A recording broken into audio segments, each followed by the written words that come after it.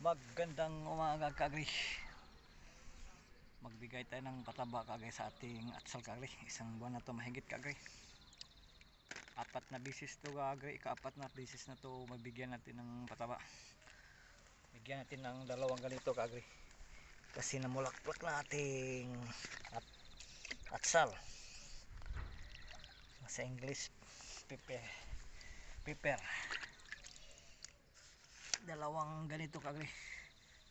Painom natin kagri sa ating atsal para manatiling malusog ating tanim at saka maraming bunga kagri. So namulaklak na po ito kagri. Comment lang kayo kagri og sa isang buwan kagri ganito nakalaki o mababa ba siya o lit ba ang ating tanim. Comments lang kayo kagri. O laki ba ang ating tanim